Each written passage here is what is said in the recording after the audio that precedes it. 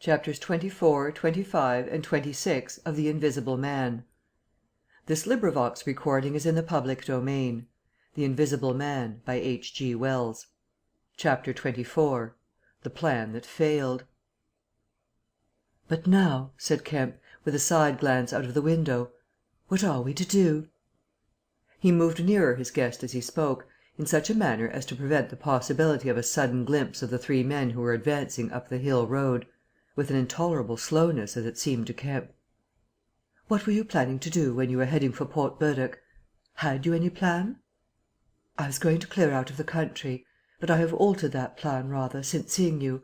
I thought it would be wise, now the weather is hot and invisibility possible, to make for the south, especially as my secret was known, and every one would be on the lookout for a masked and muffled man.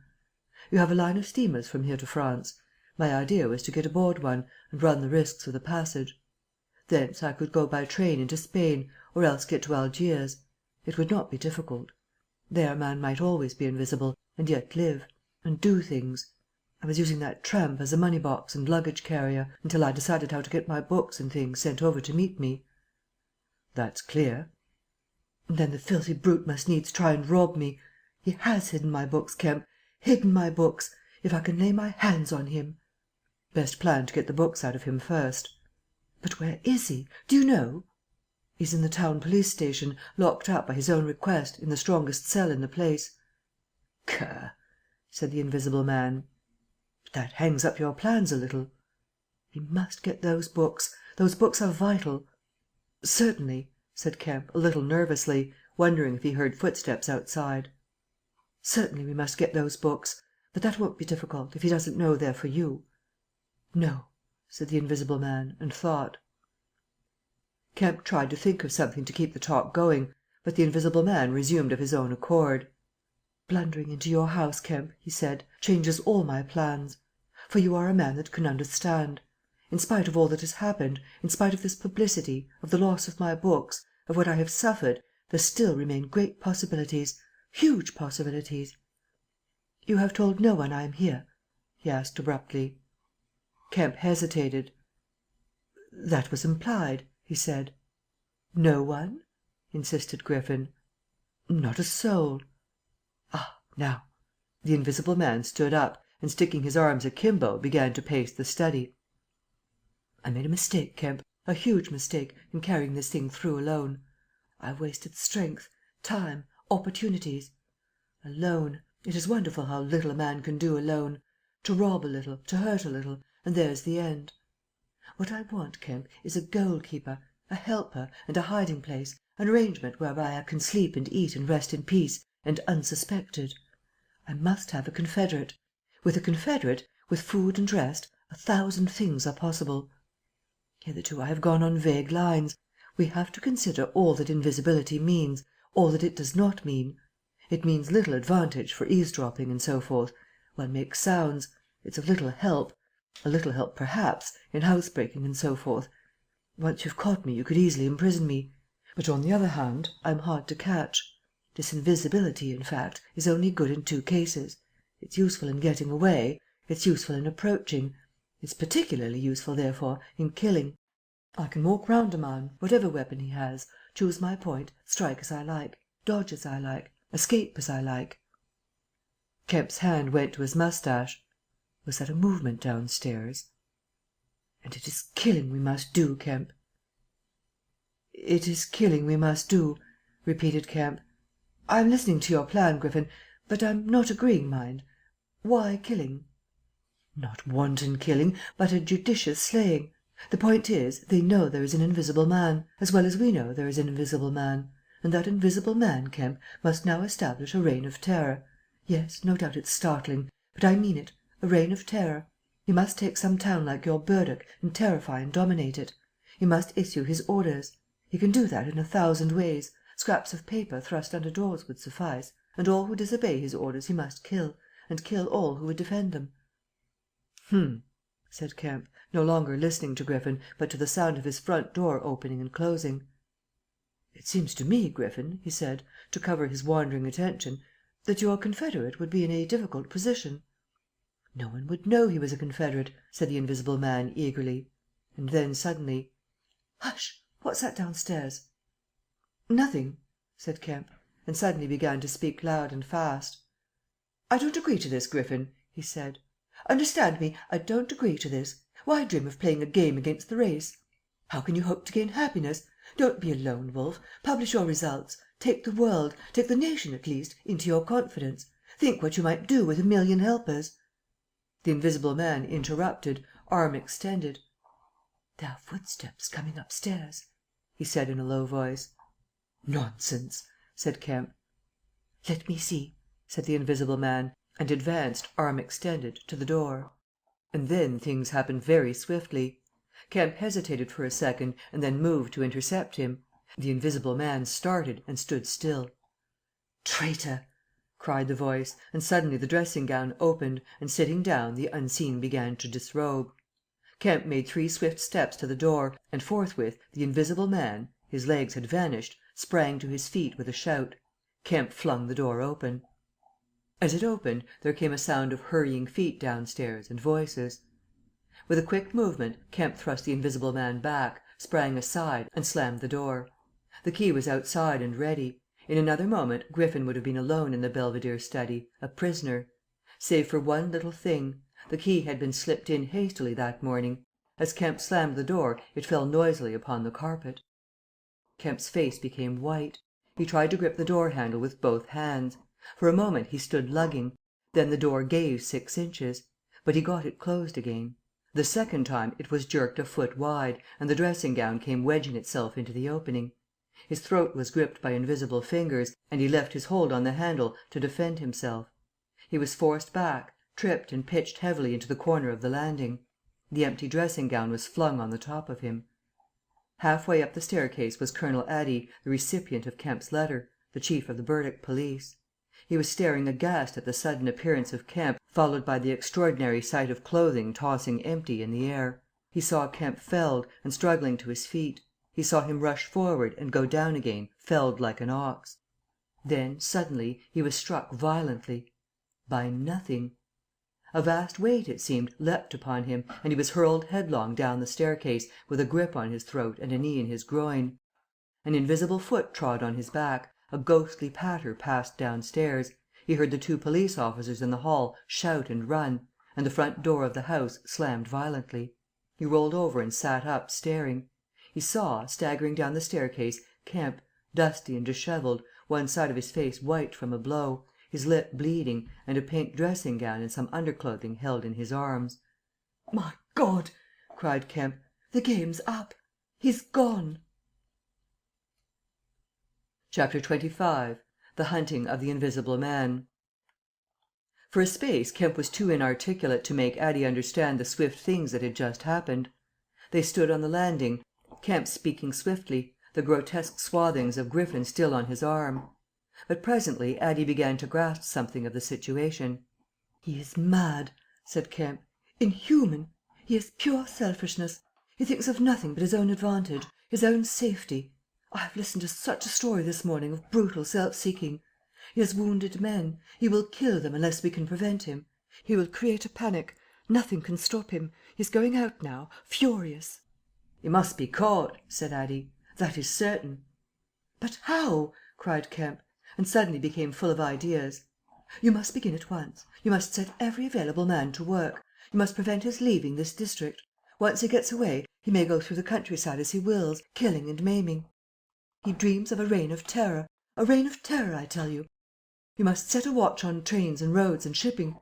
The garrison must help. You must wire for help. The only thing that may keep him here is the thought of recovering some books of notes he counts of value. I will tell you of that. There's a man in your police station, Marvel." "I know," said Addie. "I know. Those books, yes. But the tramp—" "Says he hasn't them, but he thinks the tramp has. And you must prevent him from eating or sleeping. Day and night the country must be astir for him. Food must be locked up and secured, all food, so that he will have to break his way to it. The houses everywhere must be barred against him. Heaven send us cold nights and rain. The whole countryside must begin hunting and keep hunting. I tell you, Addie, he's a danger, a disaster. Unless he is pinned and secured, it is frightful to think of the things that may happen." "What else can we do?" said Addie. "I must go down at once and begin organizing. But why not come? Yes, you come too. Come, and we must hold a sort of council of war. Get Ops to help, and the railway managers. By Jove, it's urgent. Come along, tell me as we go. What else is there we can do? Put that stuff down." In another moment Addie was leading the way downstairs. They found the front door open and the policeman standing outside staring at empty air. "He's got away, sir," said one.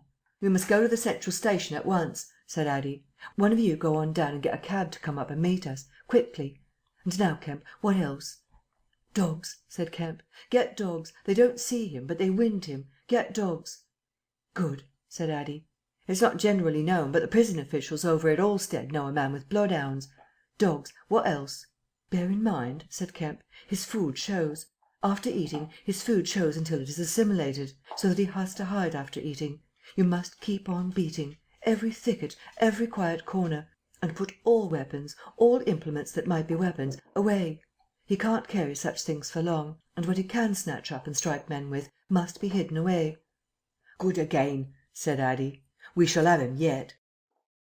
"And on the roads?" said Kemp, and hesitated. "Yes," said Addie. "Powdered glass," said Kemp. "It's cruel, I know, but think of what he may do." Addie drew the air in sharply between his teeth. "It's unsportsmanlike. I don't know. But I'll have powdered glass got ready. If he goes too far—" "The man's become inhuman, I tell you," said Kemp. "I'm as sure he will establish a reign of terror, so soon as he has got over the emotions of this escape, as I am sure I am talking to you. Our only chance is to be ahead. He has cut himself off from his kind. His blood be upon his own head." Chapter 26. The Wicksteed Murder. The Invisible Man seems to have rushed out of Kemp's house in a state of blind fury. A little child playing near Kemp's gateway was violently caught up and thrown aside, so that its ankle was broken, and thereafter for some hours the Invisible Man passed out of human perceptions. No one knows where he went nor what he did. But one can imagine him hurrying through the hot June forenoon, up the hill and on to the open downland behind Port Burdock, raging and despairing at his intolerable fate, and sheltering at last, heated and weary, amid the thickets of Hintondean, to piece together again his shattered schemes against his species. That seems the most probable refuge for him, for there it was he reasserted himself in a grimly tragical manner about 2 in the afternoon. One wonders what his state of mind may have been during that time, and what plans he devised. No doubt he was almost ecstatically exasperated by Kemp's treachery, and though we may be able to understand the motives that led to that deceit, we may still imagine and even sympathise a little with the fury the attempted surprise must have occasioned.